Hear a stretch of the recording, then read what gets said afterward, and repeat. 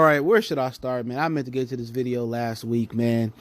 Pretty much, man, I linked the article in the description with the letter and everything, and pretty much Kwame Kilpatrick sells off his last ounce of dignity to try to get Donald Trump to pretty much get him out of jail. Okay, let's talk about it. Motor City Sports Talk in the building. Appreciate everybody for tapping in. Make sure you hit that subscribe button, bell icon button, share the videos. And, you know, at the end of the day, you know, he basically, catch my drift, he raccooned out, okay? When you got 28 years in jail, and he done eight years already, he said he spent a large majority, a lot of time in there in solitary confinement. And, you know, basically, he also begged Donald Trump and say, you know, I'm paraphrasing here. I don't have the letter in front of me. I definitely, I like the way you challenge, you know, basically status quo of society. And I like the way you exposing the wickedness. And pretty much, man, he liked, basically what you saying is you like the way that he made the face side racists come out. Okay.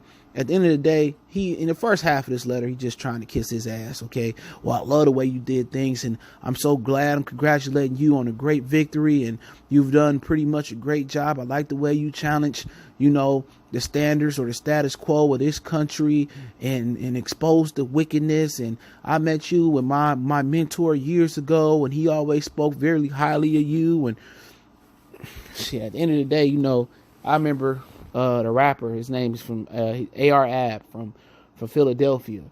And I bring this up because he was talking about Meek Mill. Okay, a lot of people was talking about Meek this years ago when Meek first went inside. Okay, the last time, and you know, Meek was crying to the judge, pleading, you know, not to, you know, pretty much, you know, slam him up under the jail. He had a corrupt cop, and she just wouldn't, you know, retry the case or whatever. And he just now getting that case retried to get it thrown out because the cop was dirty. But people was laughing, oh, Meek crying, and, you know, he this and that, he's soft. And A.R. Ab and Meek were adversaries at the time. He said, you know what? Whatever you need to do in front of that judge to ensure you going home, you do it. If it's cry, beg, plead, get your Jodeci on, you do it. And that's right. Okay? At the end of the day, you got 28 years in jail. I mean, I guess he ain't got no, I mean, he sold his last ounce of dignity off. But shit, when you facing 28 years, man, you been in there 8 and you still facing a dub, you know, it is what it is, okay? You know, at the end of the day, you try to finesse your way out of it.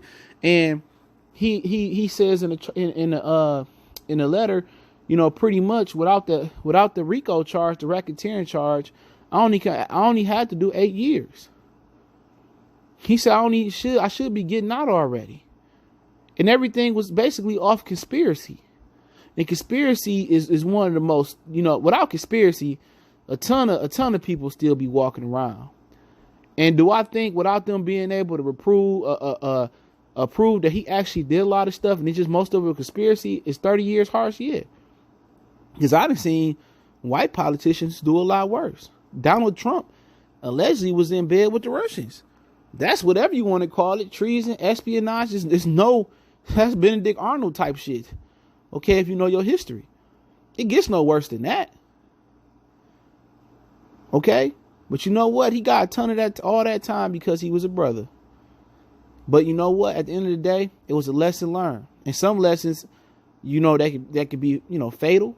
And there are some lessons that, okay, I might have missed it. Or I might have just missed it. Or some lessons that get you 28 years. And you got 20 to go. But at this point, asking Donald Trump for clemency, okay? He shouldn't even have to did that, bro. He shouldn't even have to did that. You know why he shouldn't have to sit there and beg a white president to let him go free? Because Obama should have did it.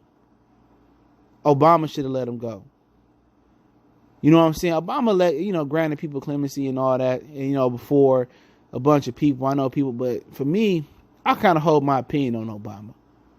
Okay? I really do. I kind of keep that in-house. But if Obama was a real one and he was doing his thing in Chicago, he should have let it Kwame Kilpatrick go. But maybe he couldn't. Maybe they told he couldn't. But they president, he should be able, they can do that. But I'm not ashamed or I'm not, how can I say it?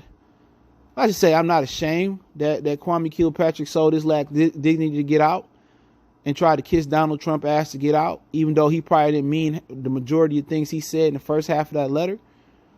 But he said, I missed my kids graduating, going to college. I got 3 kids. I missed all of that. When you was around there in the Mongolian mansion, whatever they call that shit, when you was around the city with big jewelry, when they said you had the potential to be president and you didn't want to stop wearing the earring and you didn't want to stop doing what you was doing, lesson learned. But this was your last Hail Mary attempt.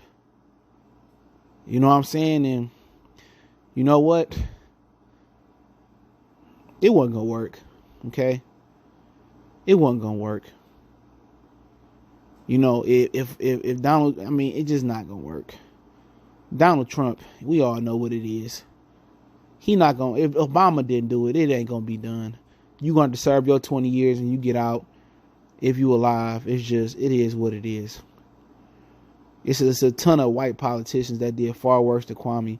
You got former politicians in the city of Detroit that were cocaine cowboys, if you know the history of Detroit. Okay? And they didn't do the time that Kwame Kilpatrick did. But it's unfortunate. I'll link the article in the description. You can read the letter. I meant to get to this last week. Appreciate everybody for tapping in. Let me know what you guys think. I tried to keep it G-rated. Motor City Sports Talk. Don't forget me on Facebook, Instagram, and Twitter. Reach out to the email. All those links in the description. Want to make a donation? That links in the description. Continue to share the videos. I appreciate the love and support, man. And, keep tapping in, man, with your boy. Don't forget to check out my other channel, Goodfellas Sports TV. If you want to check out over there, we talk a ton of other shit, man. But it's Motor City Sports Talk. It's your boy, CJ Goodfellow. One time for the one time. We gone.